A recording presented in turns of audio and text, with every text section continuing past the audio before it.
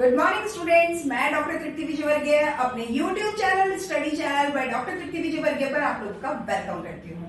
इस समय मैं आपको पढ़ाने वाली हूँ इंटरनल एनवायरनमेंट क्या होता है स्ट्रेटेजिक मैनेजमेंट में। लास्ट क्लास में मैंने आपको एनवायरनमेंट समझाया था, अगर आपने नोटिस किया हो तो मैंने आपको स्ट्रेटेजिक मैनेजमेंट भी शुरू करने से पहले स्ट्रेटेजीज बताया था कि क्या होता है। बिल्कुल ऐसे ही इंटरनल और एक्सटर्नल एनवायरनमेंट को समझने से पहले आपको एनवायरनमेंट समझना चाहिए। वो मैंने मेरी लास्ट क्लास में समझाया है, होपफुली आपको वो समझ में आया होगा।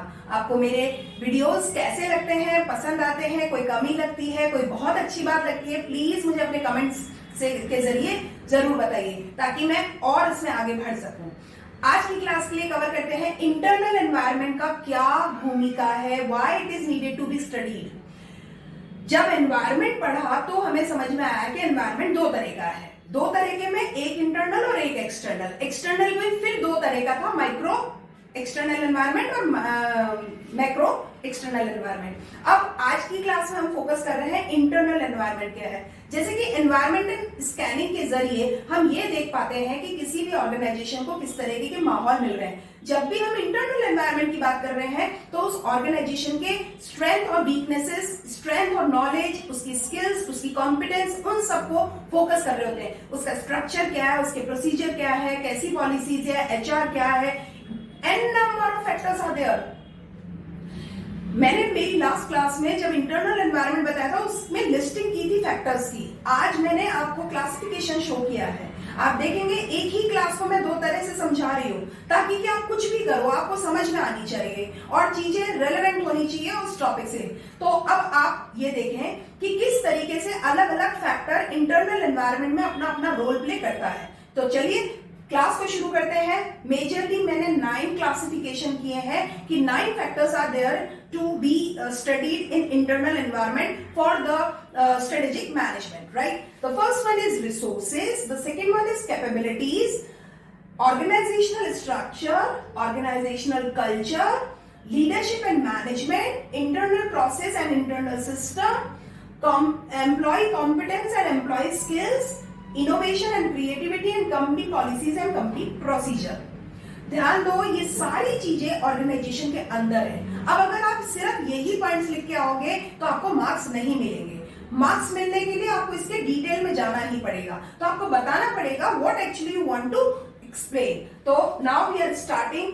If we are talking about the first factor of internal environment of an organisation, that is the resources. हम कहते हैं रिसोर्स का प्रॉपर एंड ऑप्टिमम एलोकेशन किया जाना चाहिए। अरे भाई, रिसोर्स में बहुत सारी चीजें आती हैं, तो रिसोर्स में किस चीज की बात कर रहे हो आप? देखिए मैंने क्लासिफिकेशन किया है, there are 2 types of resources. The first one is tangible resources and the second one is intangible resources. Tangible resources वो होते हैं जिनको हम देख सकते हैं, जिनका एक मूर्त रूप होता है, जिनका अपीयरेंस होता है, और इनटेंजिबल रिसोर्सेज वो होते हैं जिनको हम देख नहीं सकते, they are only in impression, right? तो जरा देखें, टेंजिबल रिसोर्सेज की बात कर रहे हैं तो फाइनेंशियल कैपिटल इज देयर। आपके पास में वित्तीय पूंजी किस तरह की होगी, कितनी होगी, ये आपके लिए स्ट्रेंथ है या यही आपकी वीकनेस है, इसको और इंप्रूव करना है या इससे समझना पड़ेगा, ये फाइनेंशियल कैपिटल हो सकता है। फिजिकल एसेट्स, फिजिकल एसेट्स का मतलब है एचआर, है ना? फिजिकल एसेट्स का मतलब हो गया आपका ह्यूमन रिसोर्स किस तरीके का है, उसकी स्किल्स कैसी है, उसकी नॉलेज कैसी है, उसका टेक्नो एक्सपर्टीज कितने हैं वो, ये सारी चीजें। ये दोनों चीजें जो आ गई, फिजिकल और जो फाइनेंशियल है, उसको हम डालते हैं टेंजिबल रिसोर्सेज में। अब आगे बात करते हैं इनटेंजिबल रिसोर्सेज। अगर किसी ऑर्गेनाइजेशन की ब्रांड रेपुटेशन की बात करें, उसकी गुडविल की बात करें, उसकी इमेज की बात करें, तो this is counted as intangible resources.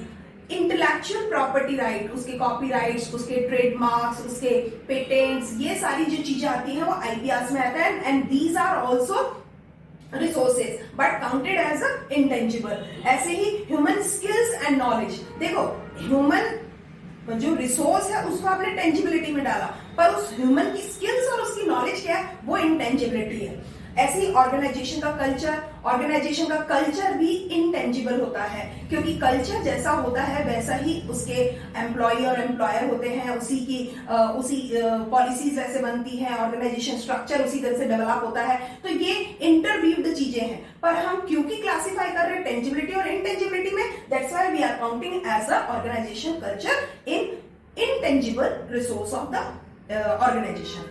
तो इसके अलावा भी बहुत सारी चीजें हैं, लेकिन अभी हम मोटे मोटे तौर पे इसको इतना ही पकड़ लेंगे। आप इतना भी अगर लिखाते हो, इतना भी अगर आपको समझ में आ जाता है, तो मान लेना आपको बिल्कुल समझ में आ गया।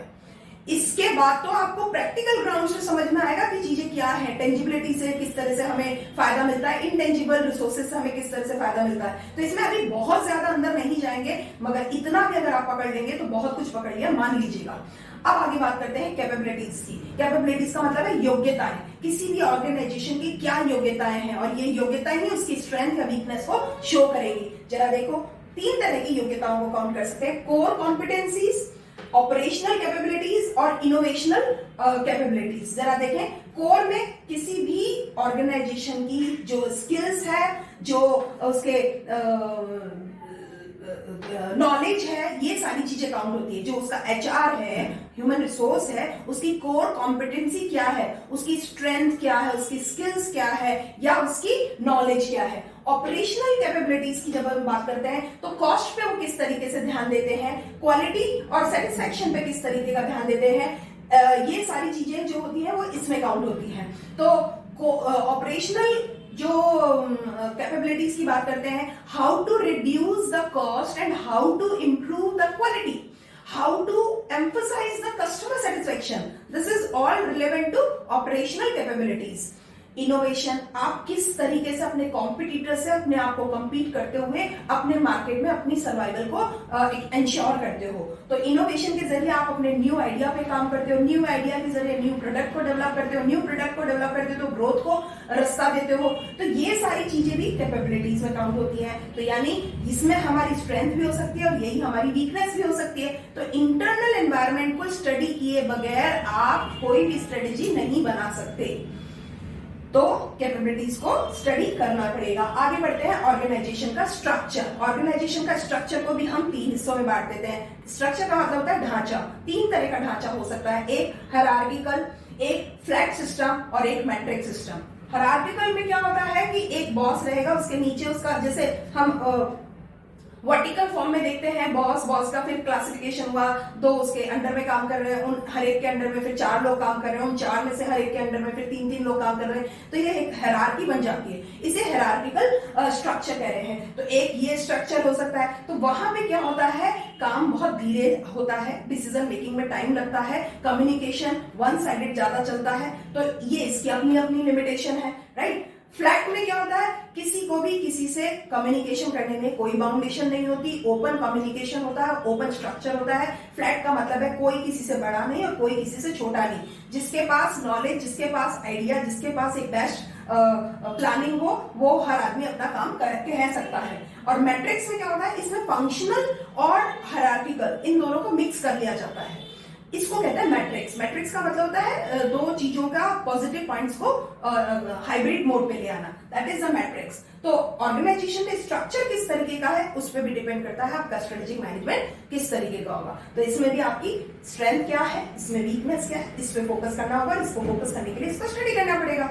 आगे बढ़ते हैं, ऑर्गेनाइजेशन का कल्चर कैसा है। कल्चर का मतलब माहौल कैसा है, उसकी संस्कृति कैसी है। तो ये कहता है 2 तरह के कल्चर हो सकते हैं कि किस तरह के आपके वैल्यूज हैं और बिलीव्स हैं, आपकी किन मूल्यों पे काम करते हो, आपके विश्वसनीय चीजें क्या है, क्या बिलीफ लेके चलते हैं आप, क्या नॉर्म्स है और क्या बिहेवियर है, आपके नियम कायदे क्या है, आपके व्यवहार करने का तरीका क्या है, आपके लीडरशिप स्टाइल क्या है। जैसे अगर लीडरशिप स्टाइल की भी बात करें तो लीडरशिप स्टाइल में भी बहुत सारे तरीके की होती है। एक लीडर ऐसा होता है जो अपने फॉलोअर्स को एक आजादी देता है, लिबर्टी देता है कि they can do as they have best, right. और जो एक दूसरे तरीके का होता है वो डिप्लोमेटिक होता है, जो हमने कहा है वही सही है, boss is always right. Leadership भी अलग अलग तरीके की होती है, एक होती है जैसे ऑटोक्रेटिक होती है, एक डिप्लोमेटिक होती है, एक फ्री रेन होता है। इस तरीके की बहुत सारी लीडरशिप स्टाइल्स होती हैं। तो डिपेंड करता है किस तरह की स्टाइल है उसी तरह का कल्चर डेवलप होता है, किस तरह के नॉर्म्स और बिहेवियर है उसी तरह का कल्चर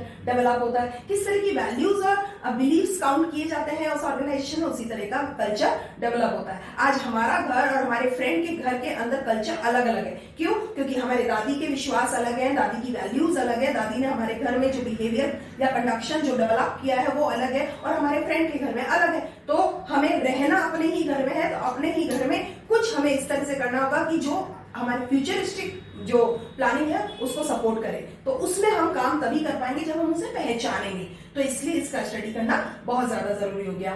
लीडरशिप एंड मैनेजमेंट, किसी भी ऑर्गेनाइजेशन में किस तरह के लीडर है और किस तरह की लीडरशिप स्टाइल है, किस तरह का मैनेजमेंट है और किस तरह की वहां पे प्लानिंग है, इससे बहुत फर्क पड़ता है कि स्ट्रेंथ कितनी है, वीकनेस क्या है, और स्ट्रेटेजिक मैनेजमेंट किस तरीके का होगा। तो विजनरी लीडर है क्या, आगे की सोचता है, बहुत आगे की। देखो इसका पढ़ाई लिखाई से या इसकी एकेडमिक डिग्री से कोई डायरेक्ट रिलेशनशिप नहीं है।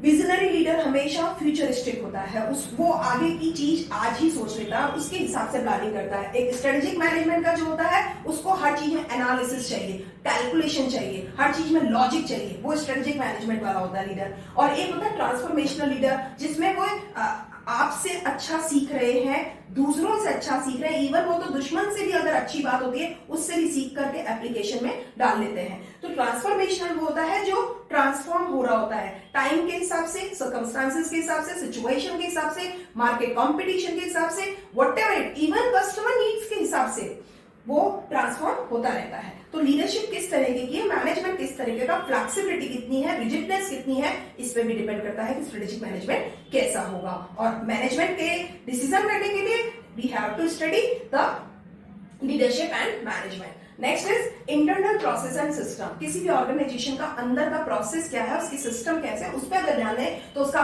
प्रोसेस या सिस्टम को समझने के लिए हमें देखना पड़ता है प्रोडक्शन सिस्टम किस तरीके का चल रहा है। प्रोडक्शन सिस्टम भी दो तरह के होते हैं, इंटरमिटेंट और कॉन्टिन्यूअस। फिर कॉन्टिन्यूअस में आओगे तो वो 4-5 तरह के होते हैं, इंटरमिटेंट में आओगे तो वो 3-4-5 तरीके के होते हैं। तो अगर सिर्फ प्रोडक्शन सिस्टम में भी फोकस करेंगे तो there are an number of types. तो प्रोडक्शन सिस्टम पे भी देखना है, क्वालिटी एनहेंसमेंट क्या है, वो किस तरीके से डेवलप करते हैं, सेटिस्फेक्शन, कस्टमर का जो सेटिस्फेक्शन है उसको आप कितनी तवज्जो देते हो, आप प्राइस को ध्यान देते हो, प्रॉफिट को ध्यान देते हो, कस्टमर सेटिस्फेक्शन को ध्यान देते हो या क्वालिटी को ध्यान देते हो, फ्यूचरिस्टिक हो या आज मुनाफा मिल जाए बस इतना ही काफी है, इस तरह का विजन देखना पड़ता है। ऐसे इंफॉर्मेशन टेक्नोलॉजिकल कितना इनपुट है, कितना स्किल्स है, कितना नॉलेज है, कितना फ्रेंडली है, कितना नया सीखते हैं, कुछ नया अप्लाई करते हैं, ये सारी चीजें आपकी इंटरनल प्रोसेस एंड सिस्टम में काउंट होती है। आगे बढ़ते हैं, एम्प्लॉय कॉम्पिटेंस स्किल्स। जो हमारा एचआर है उसकी कॉम्पिटेंस क्या है, उसकी स्किल्स कैसी हैं। हमें कहा जाता है एक अच्छा एम्प्लॉय अगर आपके पास में है तो एक बहुत बड़ी एसेट्स आपके पास में होती है। बिल्कुल ऐसे ही, क्यों? क्योंकि एम्प्लॉय की कॉम्पिटेंस और स्किल्स के ही जरिए हम एक ऑर्गेनाइजेशन जो होती है वो सक्सेस को अचीव करती है। तो इसमें कहता है उनको किस तरह की आप ट्रेनिंग और किस तरह का उनका डेवलपमेंट है। तो इसमें आप उनके रेम्यूनरेशन को भी काउंट करेंगे, उनको एनवायरमेंट कैसा देते हो, उनको मशीनें कैसी देते हो, उनको टेक्नो कैसी देते हो, उनको ट्रेनिंग कैसे देते हो, उनको डेवलपमेंट कैसे करते हो, ये सारी चीजें इसमें बहुत मेजर रोल प्ले करती हैं। ऐसी उनका परफॉर्मेंस अप्रेजल, देखो रेम्यूनरेशन में यही चीज काउंट होती है, पहली बार आप क्या सैलरी दे रहे हो और आने वाले टाइम में उन्हें किस तरह से इंक्रीमेंट और प्रमोशन देते हो, उनका परफॉर्मेंस अप्रेजल किस तरीके का करते हो, उन्हें रैंकिंग किस तरह से देते हो, उनकी मेरिट रेटिंग क्या करते हो, इस चीज पर डिपेंड करता है कि अच्छा एम्प्लॉय आपके पास कितने टाइम तक टिकेगा। तो ये भी इंटरनल एनवायरनमेंट के स्टडी करने का एक पॉइंट है कि आपको ये देखना पड़ेगा कि आपका अपने एम्प्लॉय के साथ कॉन्फिडेंस, उनका रिलेशन, उनका स्किल्स, उनका नॉलेज, उनका टेक्नो एक्सपर्टी किस तरीके का है। राइट, आगे बढ़ते हैं, इनोवेशन एंड क्रिएटिविटी। इन सब के साथ साथ एक बहुत इंपॉर्टेंट चीज है, आज आप जहां पे भी आप हो वहां से आगे बढ़ने के लिए आपके पास नया आइडिया क्या है, क्या उस नए आइडिया पे काम करने के लिए आप ब्रेनस्टॉर्मिंग करते हैं, क्या आप मार्केट में अपॉर्चुनिटीज को सर्च करते हैं, क्या कहीं कोई गुंजाइश ढूंढते हैं। यही चीज डिपेंड करती है कि रिसर्च और डेवलपमेंट इन्वेस्टमेंट आपका क्या है। आप हो सकता है मार्केट में एक अच्छा रेपुटेशन एक्वायर करते होंगे, लेकिन ये अच्छा रेपुटेशन फॉरएवर नहीं रहेगा। तो फॉरएवर रहने के लिए you have to apply something new, something techno favouritism, right. तो रिसर्च एंड डेवलपमेंट इन्वेस्टमेंट ये कहता है कि आप अपने रिसर्च और डेवलपमेंट में कितना इन्वेस्ट करते हो। कई लोग तो इसके लिए डिपार्टमेंट तक नहीं रखते हैं, कुछ लोग दिखावटी के लिए डिपार्टमेंट तो रख लेते हैं, लेकिन उसके अंदर कोई अच्छे एक्सपर्टी नहीं रखते हैं, साइंटिस्ट नहीं रखते हैं, मार्केट सर्वे नहीं करवाते हैं, रिसर्च नहीं करवाते हैं। रिसर्च करवा लेते हैं तो उसका कंडक्शन नहीं होता है, सर्वे करवा लिया तो उसका रिपोर्ट नहीं तैयार और रिपोर्ट हुआ तो उसका एप्लीकेशन नहीं हुआ। बहुत सारी लिमिटेशन है। ये एक अच्छा टाइम और मनी दोनों कंज्यूमिंग होता है। तो कुछ लोग तो दिखावे के लिए R&D डिपार्टमेंट खोलते हैं और कुछ लोग इसे एक्चुअली इन्वेस्टमेंट मानते हैं कि आज इस पे जो भी पैसा और ऊर्जा खर्च की गई ये आने वाले समय में हमें रिटर्न देगी। ऐसी तरीके से आइडिया जनरेशन में आप किस तरीके का काम करते हो। ब्रेन स्टॉर्मिंग एक बहुत इंपॉर्टेंट एक्सरसाइज होती है कि आप सिर्फ बोलो, आप कुछ एक नया सोच के बताओ, ये छोड़ दो कि अच्छा है या बुरा है, अच्छा या बुरा या इसमें से कुछ एक नया और आइडिया क्लिक करता है या नहीं करता, ये मैनेजमेंट सोचेगा। लेकिन मैनेजमेंट ये चाहता है आप कुछ एक नया आइडिया पे काम करते हैं या नहीं करते हैं। तो क्या वो अपने एम्प्लॉइज को इस तरह का इंप्रेशन या कल्चर देते हैं कि आइडिया जनरेशन को स्कोप मिलता है। ये भी एक इंपॉर्टेंट चीज हो जाती है इंटरनल एनवायरनमेंट में स्ट्रेंथ के रूप में या वीकनेस में काउंट करने के लिए। आगे की बात करते हैं, कंपनी की पॉलिसीज क्या है और उसके प्रोसीजर्स क्या हैं। आपकी एचआर पॉलिसी, आपकी इंडस्ट्रियल पॉलिसी, आपकी रिटायरमेंट पॉलिसी, आपकी expansion policy, promotion policy, there are an number of policies are there. तो उस पॉलिसीज में बात करते हैं कि वो किस तरीके के, क्या आप एसओपी पे काम करते हैं, स्टैंडर्ड ऑपरेटिंग प्रोसीजर पे काम करते हैं। क्योंकि एसओपी पे अगर आप काम करते हैं तो मान के चलना आपका सर्वाइवल बहुत लंबा है। तो standard operating procedure major role play करता है। कोड ऑफ कंडक्ट, आप किस तरह से व्यवहार रखते हैं, आप एक अच्छे एम्प्लॉय को टिका के रखना चाहते हैं या तू नहीं और सही और नहीं कोई और सही, उस वाली पॉलिसी पे फोकस करते हैं। अगर इस तरीके की पॉलिसीज है तो इट मे बी आपके लिए फेवरेबल हो, इट मे बी कि वो आपके लिए एडवर्स साबित हो। तो इस तरीके से मैंने बहुत लिमिट फॉर्म में लेते हुए इस क्लास को कंप्लीट किया है। अदरवाइज इस क्लास के लिए बहुत सारी एनर्जी भी चाहिए, बहुत सारा टाइम भी चाहिए, बहुत सारा माइन्यूट ऑब्जर्वेशन भी चाहिए। तो इसीलिए मैं आपको कह रही हूं, आप किताब को पढ़ना या आपको एक आंसर को लिख के आना ये और चीज है, और प्रैक्टिकली आप एक स्ट्रेटेजिक मैनेजमेंट इंटरनल एनवायरनमेंट को स्टडी करना एक दूसरी चीज है। तो बहुत गहरी बातें हैं, बहुत सारी चीजें होती हैं, पर अगर इतनी भी बात आपको समझ में आती है तो इससे रिलेवेंट आपको बहुत सारी चीजें एमबीए तक पहुंचते पहुंचते समझ में आने लग जाएगी। और जो स्टूडेंट्स इस समय एमबीए कर रहे हैं और मेरे इस क्लास को समझ रहे हैं, वो उन्हें मेरी बात समझ में आ रही होगी कि वो जिस तरीके से, चाहे शेयर मार्केट की बात कर लो, कैपिटल स्ट्रक्चर की बात कर लो, ओवर कैपिटलाइजेशन, अंडर कैपिटलाइजेशन की बात कर लो, बहुत सारी चीजें हैं जो किसी भी इंटरनल एनवायरनमेंट को स्टडी करने में मेजर रोल प्ले करती हैं। आज की क्लास में इतना ही करूंगी। होपफुली आपको ये क्लास मेरी समझ आई है, पसंद आई है। Thank you and keep watching my videos regularly. Thank you.